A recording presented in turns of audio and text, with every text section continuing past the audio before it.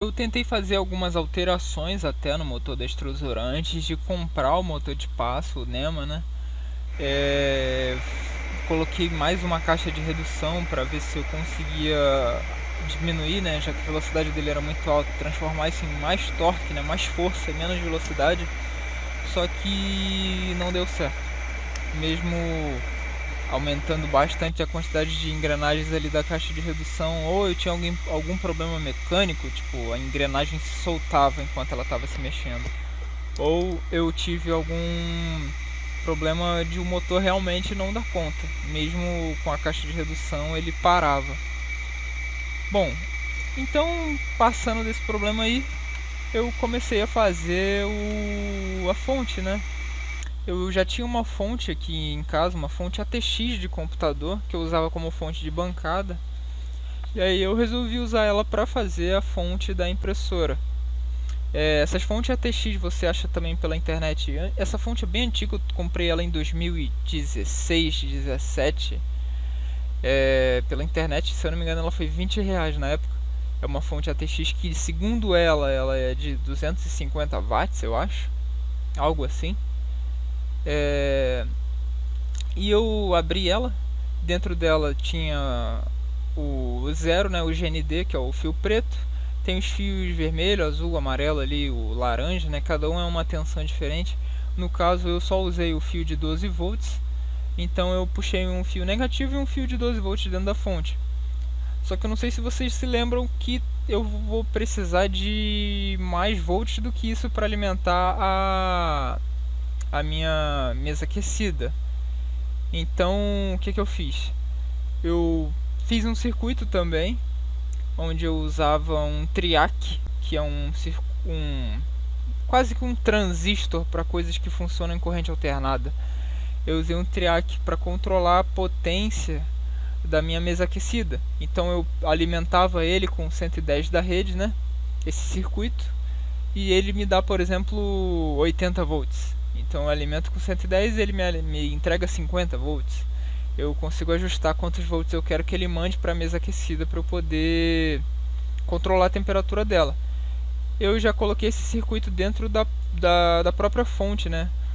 Prendi ele, parafusei ele lá dentro, com o dissipador.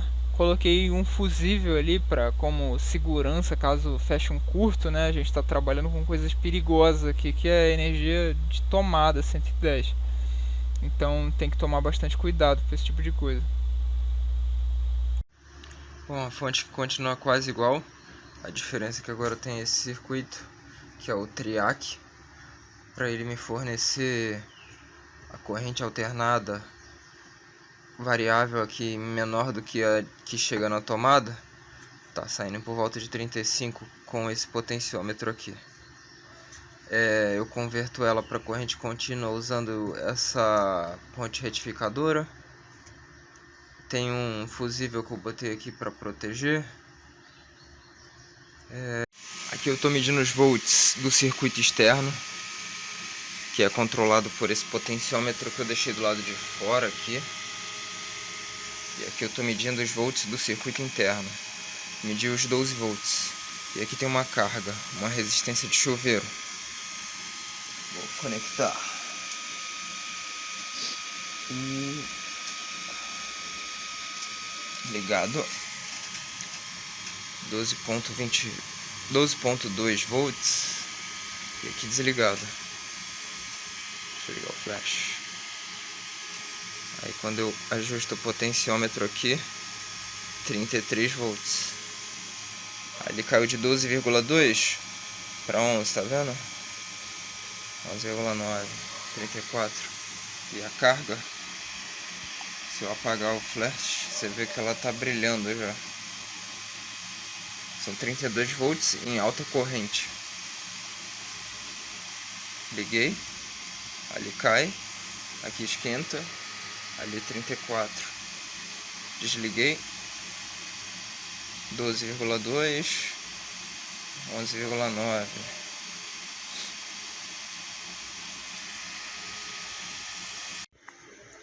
Alimentação, aí se distribui aqui. Aqui vai pro mesa aquecida. aqui vai para o hot end. Ele desencaixa.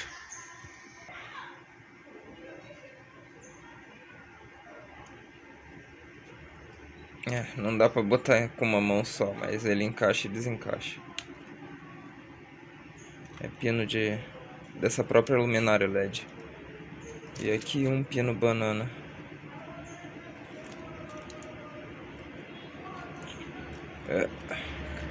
Bom, também não dá pra tirar, mas ele desencaixa. Eu deixei o hot end desconectado. De início só tá ligado a mesa aquecida no pino banana. Aí aqui atrás tem um interruptor ali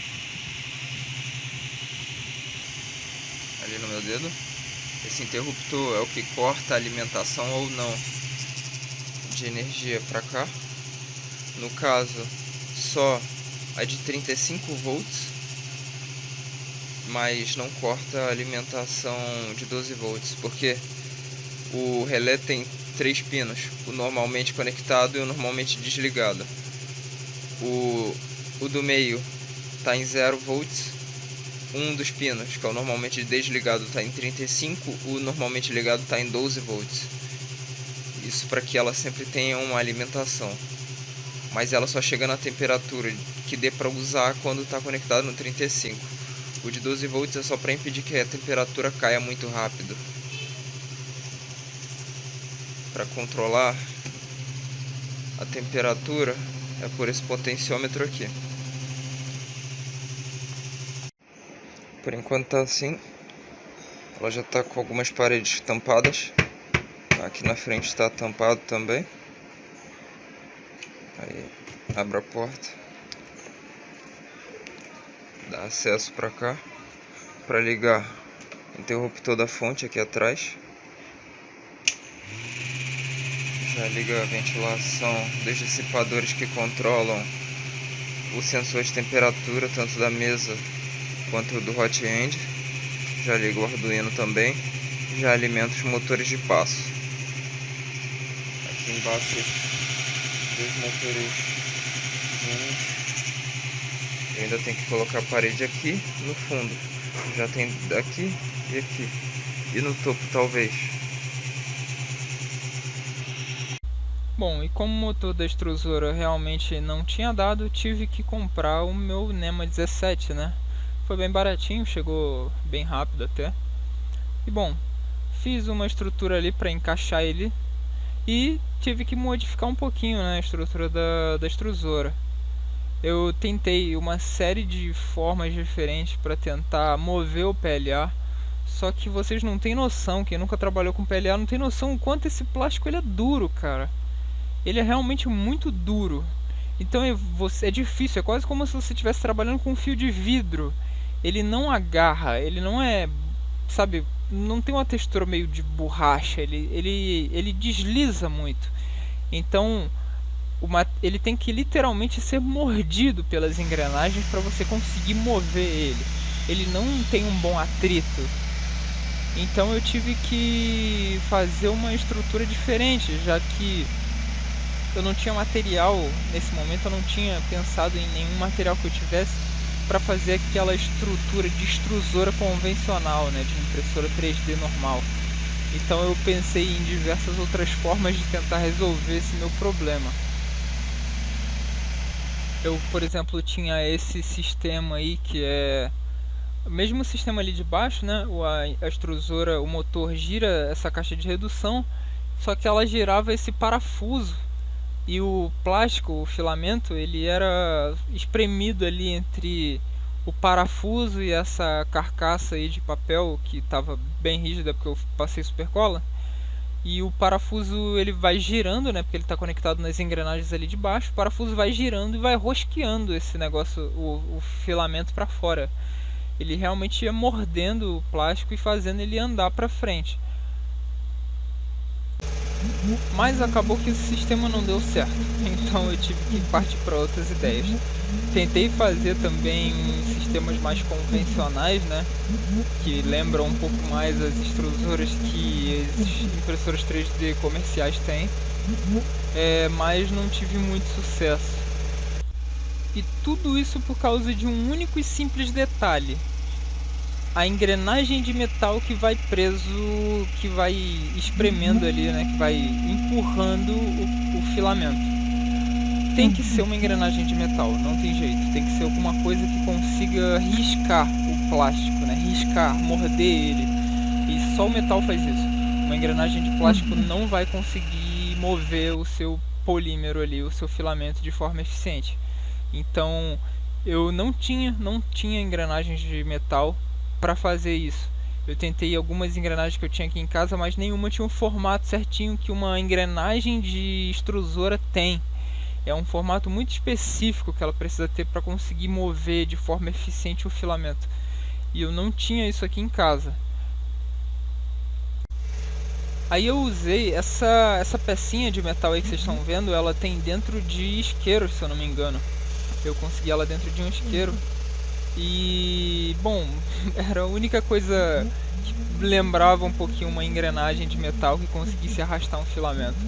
Eu colei ela na ponta com super cola e fiquei tentando usar ela para ver se eu conseguia arrastar o filamento com ela, dar uma tração boa, mas nem com ela funcionou bem, né? Mesmo com o motor de passo tendo um torque muito bom e uma velocidade muito boa, eu usei uma mola bem forte para espremer bem o filamento do PLA, mas ele é muito escorregadio por ser muito duro. Ele é, como eu disse, quase um fio de vidro. Ele não consegue atritar bem se não for uma engrenagem de metal com formato muito certinho. Bom, mas a princípio a impressora inteira já estava pronta, né?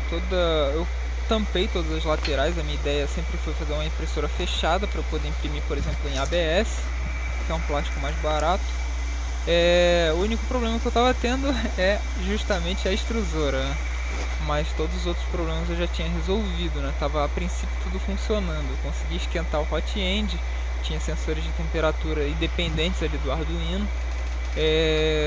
Tava conseguindo já mover todos os motores, só não tava conseguindo fazer pressão suficiente para mover o filamento por dentro do tubo e fazer ele sair dentro do hot end.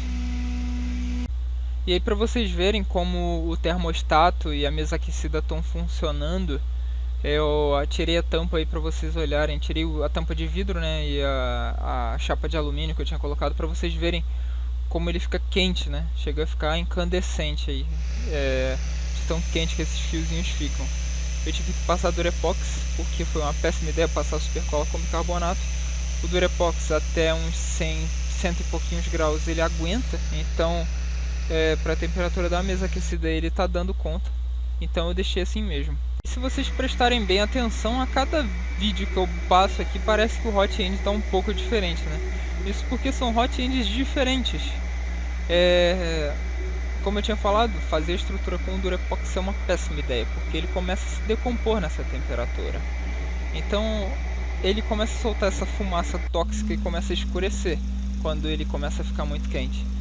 E isso é um problema, né? Porque a estrutura racha, ela se abre e às vezes até partiu. Uma vez partiu o fio da resistência, eu tive que refazer o hot end inteiro de novo, né? Reenrolar o fio, passar a fibra de vidro e enrolar, passar depois o Durepox por cima.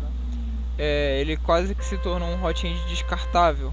Eu usava ele 2 vezes e ele já apresentava algum problema. Ou ele rachava, se desintegrava, ou o fio partia por dentro. Ficou bem descartável.